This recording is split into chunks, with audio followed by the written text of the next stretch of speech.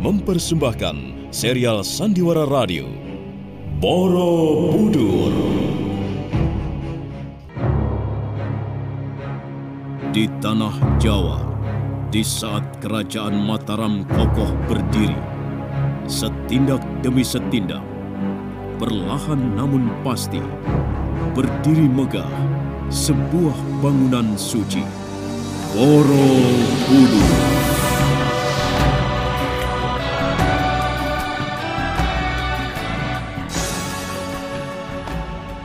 Diangkat dalam serial Sandiwara Radio dalam kisah Asmara Gunadarma. Naskah karya Edi Dosa, ide cerita M. Satria Pinandita. Para pelaku Petrus Urspon sebagai Gunadarma, Edi Dosa sebagai Rakai Pikatan, Edos sebagai Ki Unggul, Lis Mardiana sebagai Biung Sino, dibantu oleh Idris Avandi, Elsa Surya, Pri Panggi, Elias Giber, dan sederet bintang sandiwara radio lainnya. Pengantar cerita Asdi Suhastra. Sutradara Edi Dosa.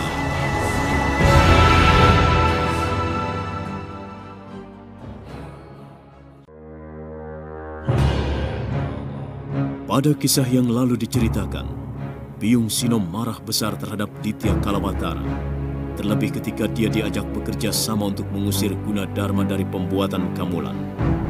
Kalawatara merasa terhina kepada Biung Sino karena diejek dan diremehkan.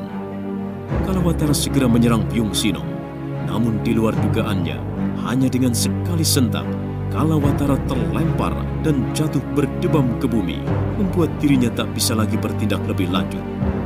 Kalawatara menyerah. Sementara itu, di Kutaraja, Dyah Lokapala ingin sekali berkenalan dengan Tejah Melati, putri Busu Baira. Nah, mari kita ikuti kelanjutan kisahnya. Ampun Gusti Pangeran. Silahkan masuk Gusti, silahkan. Tetapi hamba mohon ampun Gusti, karena gubuk kami tidak cukup bagus Gusti Pangeran. Tidak apa, terima kasih. Aku tidak perlu masuk ke rumahmu. Aku hanya ingin tahu, benarkah kamu yang bernama Tejah Melati? Benar Gusti Pangeran. Maaf, ada tujuan apakah Gusti Pangeran mengharapkan hamba menghaturkan sembah di pagi ini? Apakah hamba atau keluarga hamba ada melakukan tindakan kesalahan Gusti? Apakah hamba bersalah Gusti? Tidak, kamu tidak bersalah apa-apa Melati. Kamu sama sekali tidak bersalah. Jadi? Kalau kamu tidak keberatan atau kamu ada waktu, aku hanya ingin mengajakmu jalan-jalan Melati. Apa kamu bersedia? Terima kasih Pangeran. Maafkan saya Gusti. Kalau boleh saya tahu, jalan-jalan kemana ya Pangeran? Maksud saya, arah jalan-jalannya kemana Gusti? Ya, kita putar-putar di sini saja. Kalau mungkin, kita menikmati keindahan Telaga Warna. Bagaimana? Kamu keberatan Melati? Tidak Gusti Pangeran. Hanya pesan Eyang, kalau hamba berjalan dengan seorang laki-laki, usahakan jangan terlalu jauh. Begitu pesannya Gusti. Jadi kalau jalan dengan laki-laki begitu? Begitulah Gusti Pangeran. Tapi aku kan belum laki-laki Melati. Aku baru calon laki-laki. Kenapa? Eyang putrimu takut ya kalau kamu dilarikan atau hatimu dicuri? Iya. Mungkin begitu Pangeran. Melati, Eyang putrimu itu terlalu kolot. Pikirannya terlalu sempit. Kita cuma mengayuh dayung di Telaga Warna. Duduknya juga berjauhan. Ya paling-paling curi pandang sedikit-sedikit. Sambil tersenyum-senyum. Cuma itu. Bisa kan? Tidak yang lain-lain. Hah? Yang lain? Apa maksudmu? Mana mungkin kamu aku ajak berlari-lari di atas telaga. Bisa-bisa kamu tercebur dan tenggelam nanti. Jangankan kamu, aku saja belum punya ilmu yang bisa berlari di atas air. Pangeran.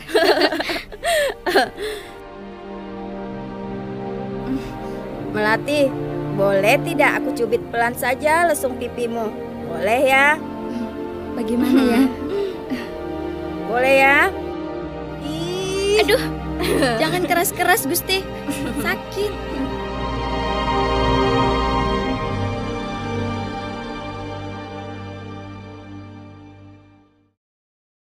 Melati tidak mau, Eyang. Tenanglah Melati cucuku. Kalian belum saling kenal. Jadinya kalian merasa agak canggung. Tapi Cuk, nantinya tidak. Kalau sudah semakin akrab, kalian akan saling kangen, saling merindukan. Melati tidak sanggup, Eyang. Dia masih terlalu muda, terlalu kecil jika dibandingkan dengan aku. Dan juga Melati perhatikan ada keangkuhan yang sangat pada dirinya. Rasanya Melati tidak mau lagi bertemu dengannya. Hus, jangan berkata seenak perutmu, Nduk. Pangeran itu adalah seorang putra mahkota. Calon pewaris tahta kerajaan Mataram. Beliau bukan orang kebanyakan. Beliau bukan orang sembarangan. Melati, kamu seharusnya bisa mengaca diri. Kamu harus tahu siapa kamu dan siapa dia begitu. Tetapi Eyang... Tunggu dulu, jangan memotong perkataan Eyang. Kamu itu seharusnya merasa beruntung karena kamu dilirik olehnya. Banyak gadis-gadis lain dari turunan yang lebih terhormat daripada kamu. Mereka semua berusaha bagaimana caranya supaya dilirik oleh pangeran. Tapi semuanya mentah. Semuanya tanggal karena sang pangeran tidak tersentuh hatinya. Ternyata dia hanya ada hati padamu, Cuk. Dia jatuh hati kepadamu. Eyang juga bingung. Setelah kamu didandani, ternyata cucuku yang satu ini, wah, jan elok tenan. Cantik seperti gadis dewasa. Eyang, Melati malu dipuji. Apalagi kalau tersenyum seperti itu. Wah, lesung pipimu semakin menambah kecantikanmu. Apalagi yang kamu cari? Pemuda macam apa yang kamu idamkan? Eyang, Melati tidak sanggup, Eyang. Sudahlah, Cuk. Hapuslah air matamu. Kamu jangan membuat hati Eyang mendadak panas. Dengar ya, Eyang tidak mau tahu. Eyang tidak mau dengar alasan apapun darimu. Kalau kamu tetap tidak mau, maka jangan salahkan Eyang kalau kamu Eyang usir dari rumah ini, ngerti? Eyang... Seharusnya kamu tahu, Melati. Pusubaira ayahmu meninggal dengan cara yang bukan kesatria. Dan ibumu juga menyudahi hidupnya karena perilaku ayahmu yang sangat memalukan. Kamu kan tahu, Kamu ngerti? Iya, Eyang. Iya, ngerti. Bagus, Dok. Berarti kamu tahu toh apa yang Eyang maksud? Hanya kamulah yang menjadi tumpuan harapan Eyang. Tidak ada orang lain lagi. Yang ada cuma kamu. Kamu harus bisa mengangkat derajat Eyang kembali. Yang sudah hancur lebur karena ulah orang tuamu. Nah, kamu jangan sampai menyia-nyiakan kesempatan ini, Cuk. Kamu harus memanfaatkan sebaik-baiknya. Jangan kamu menolak lantaran alasan yang tidak masuk akal. Apa itu tidak sanggup? Tapi Eyang... Diam, jangan membantah lagi.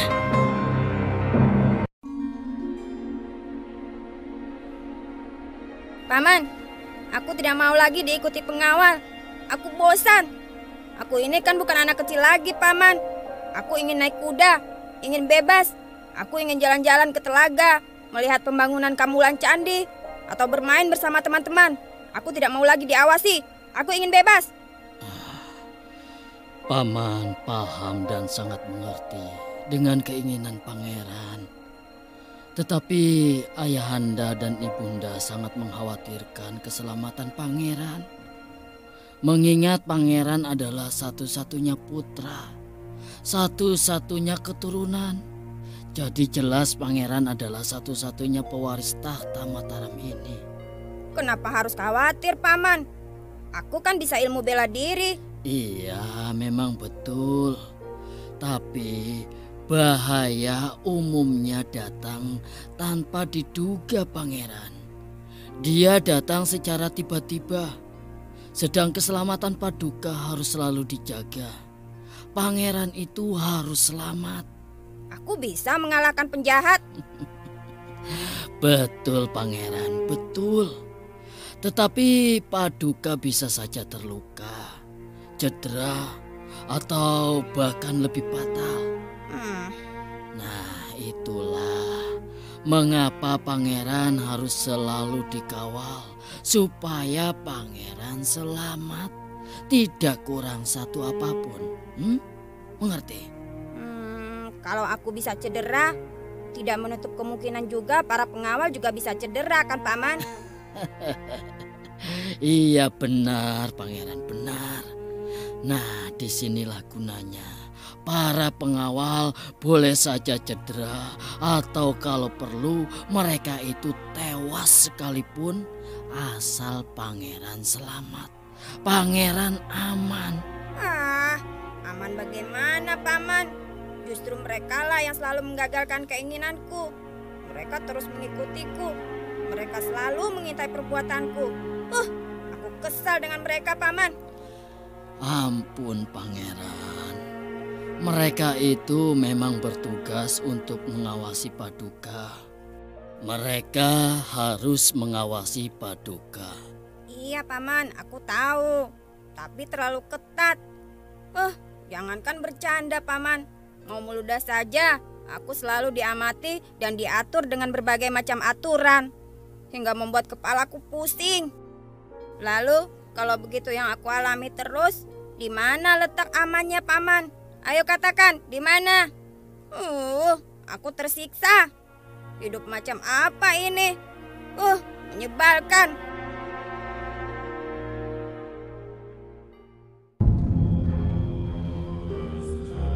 Ampun hamba.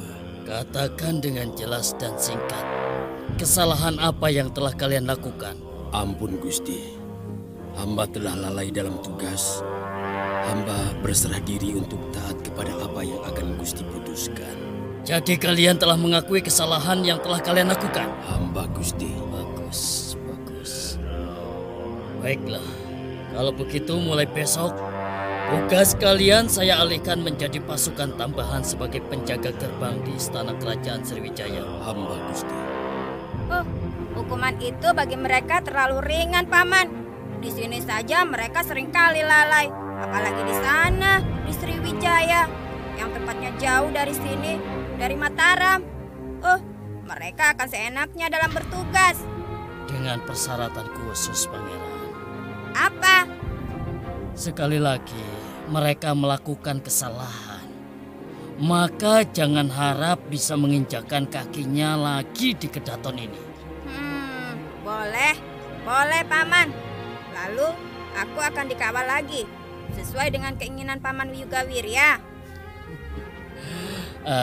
Pangeran, apa perlu Paman mencarikan pengawal lain lagi yang lebih patuh?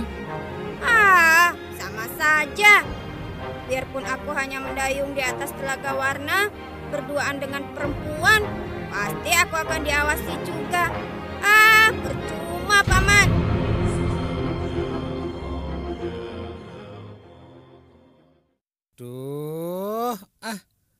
Bagaimana toh Gunadarma ini?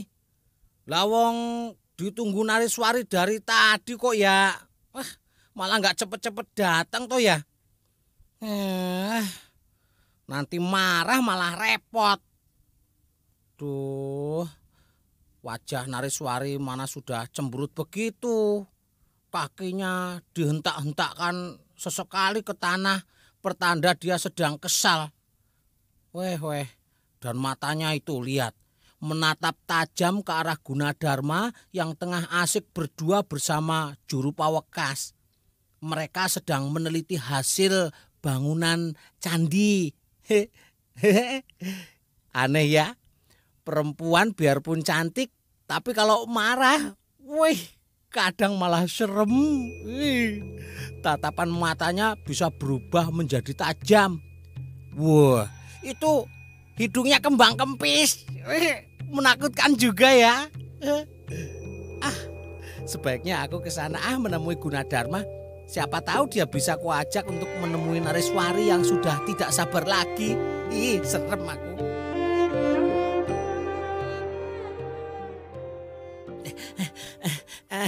Guna, kamu ini ditunggu kok ya. Nggak ngerti-ngerti toh. Lihat itu, lihat. Di sana nih Nariswari kelihatannya tidak sabar, Guna. Sebentar, Paman. Sebentar. Ada ketidakserasian antara ini. Bangunan lantai dasar. Kalau ini tidak kita cermati, akan membahayakan kekokohan bangunan, Paman. Iya, tapi Guna. Ya. Arawinda Nariswari lama sekali loh menunggumu. Boya kamu datang sebentar toh, menyempatkan waktumu. Dan itu mencicipi makanan yang dia bawa, begitu. Biar sama-sama enak. Kamu kok. Setelah itu kamu kembali lagi ke sini, Guna. Ayo. Tunggu sebentar, Paman. Aduh. Ini lebih penting, Paman. Tunggu. Kamu lo Guna. Embuh mumet aku. Ki Umbul kelihatannya justru pusing sendiri. Gunadarma terlalu asik dengan pekerjaannya. Sementara Arawinda Nariswari menampakkan kejengkelannya dengan cemberut, sehingga bibirnya sedikit meruncing ke depan. Arawinda tampak kesal. Nah, apa yang akan terjadi terhadap mereka? Juga bagaimana kisah Diah Lokapala yang tengah memperhatikan Tejah Melati, anak mendiang Busu Baira? Juga bagaimana dengan Biung Sinom, Nilot Paladala, dan tokoh lainnya? Saudara pendengar, untuk mengetahui jawabannya, ikutilah terus serial Sandiwara Radio ini. Borobudur, sampai jumpa.